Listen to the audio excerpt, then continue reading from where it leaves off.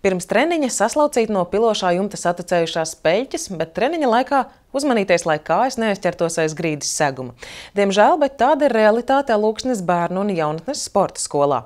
Novadā gan ir iecere Alūksnē uzbūvēt jaunu sporta centru. Tam top arī jau tehniskais projekts, bet vai to izdosies īstenot? Jo alūksniešus ir satraucis plašsaziņas līdzekļos izskanējušais izglītības un zinātnes ministrs Ilgas Šuplinskas teiktais, ka novadā Liepnes pagastā jau ir sporta halle.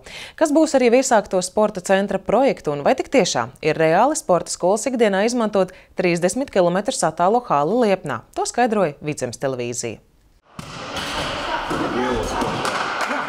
Alūksnes sporta skolas hallē ir it kārtējā nodarbība, bet uz radiatoriem dežurē tik pierastā grīdas lupata, jo ko var zināt, kurā brīdī no griestiem te atkal krāsies ūdens peļķis.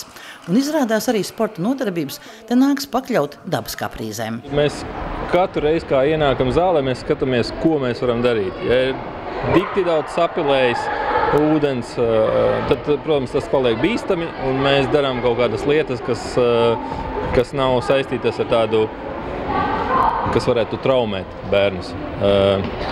Skriešanas ātrākas vai kaut kāda atspoles skrējieni.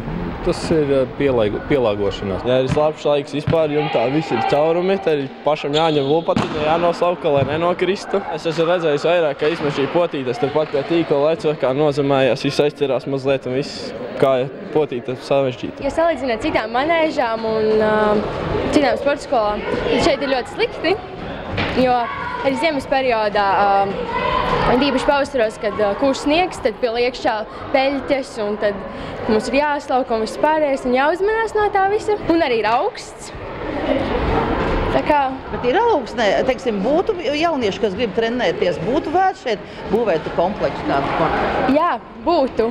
Es domāju, būtu daudz vairāk, kas gribētu trenēties, jo šeit trenēs tikai tie paši izturīgākie, kas spēja arī paciest šos apstākļus. Alūksnes sporta skola celt pirms gadiem 30, toreiz pielāgojot tehnikas remontam paredzētu angāru, lai izveidot sporta halli.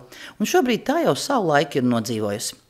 Jā, šajā angārā, kurš kādreiz bija pirms 30 un vairāk gadiem uzcelts, bija ļoti jauki gumijas segums, kur varēja darboties vieglatlēti, ar naglnēm skriet, bet īstenībā mēs darbojamies šeit visi, kā redziet, volejbola treniņš arī šeit notiek, kas noteikti nav nepiemēroti, ne volejbolam ir nepieciešama noteikti grīda, bet šeit ir gumija, un šī gumija vistrakākais gadījums ir tad, kad ir laikapstākļi nepiemēroti vai lietus ārā vai mainās laiks un ir kondensāts, šeit piepilus grīdas, jāsaka, diezgan varenas peļķis, kas noteikti drošību nekādā gadījumā negarantē.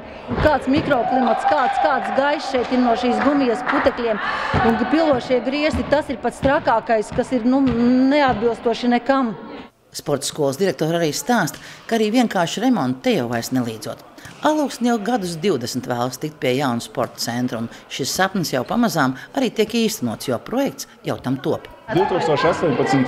gadā Izglītības un zinātnes ministrija atbalstīja Alūksnes novada pašvaldību ar 300 000 lielu finansējumu, tā tehniskā projekta izstrādē. Un šobrīd mums tiek izstrādāts tehniskais projekts, un bijām plānojuši uzsākt arī būvniecības procesu vasaras otrajā pusē. Protams, cerot uz valsts atbalstu, bet katrā ziņā šobrīd mēs vēl šo atbalstu neesam saņēmuši. Bet tagad ir bažas, vai būs arī valsts atbalsts, jo alūksniešiem no Izglītības un zinātnes ministrijas puses tiek pārmests, ka Liepnā jau ir sporta halla, un tā būtu jāizmanto. Novadā šo iespēju gan noraida, jo šo halli Liepnā cēla pirms gadiem 10. Tātad pirms tika izveidots novads, nepadomājot, ka šie līdzekļi būtu jāizmanto racionālāk. Ierēģiem piešķirot šādas dotācijas noteikti ir jāskatās ilgtermiņā uz priekšu, kur tad viņas nonāk un vai viņas nonāk pēc būtības. Manā skatījumā arī tolaik piešķirot šādas, investīcijas bija jāskatās uz perspektīvām un sākotnēji šīs investīcijas bija jāpiešķir reģionāls nozīmes centriem vai tolaik rajona centriem. Būtu pareizi ka tā investīcija tolaik būtu nonākusi Alūksnē. Tad mēs šodien vairs par šo problēmu nerunātu. Bet Liepnes sporta zāli izmantot Alūksnes sporta skolas vajadzībām nav arī visai reāli vēl vairāk apsvērumu dēļ. Pirmkārt, tie jau ir 30 km no Alūksnes.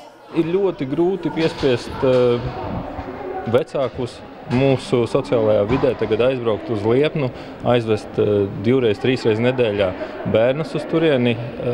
Tie ir 60-70 kilometri tur atpakaļ.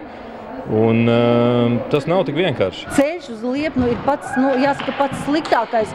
Un katru dienu izbraukāt uz treniņu uz Liepnu, tas ir vienkārši, tas ir tā kā nonsens. Tad tur vajadzētu, autobusu maršrutu, kurš kursējas, nezinu, cik reizes Liepna Alvoksne, lai visus sporta veidus. Un tur jau arī ir īstenībā tikai viens labs basketbola laukums. Vieglatlētikai tur nav nekā.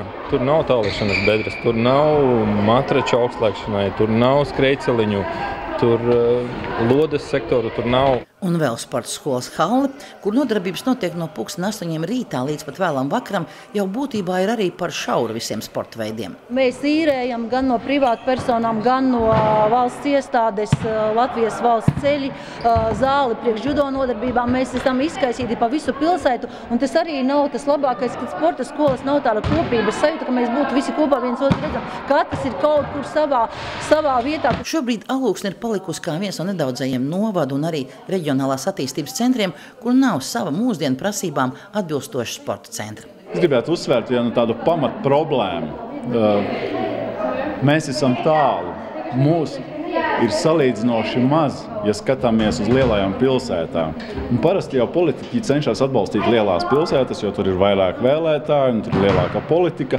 Un tāpēc arī manā skatījumā šie reģiona centri bieži vien paliek novārtā. Alūksnē šis sporta centrs ir pat ļoti nepieciešams arī tāpēc, ka novadā ir uzsākta skolu tīkla reforma, un līdz ar to arvien vairāk skolēnu no pagastiem mācīsies pilsētā.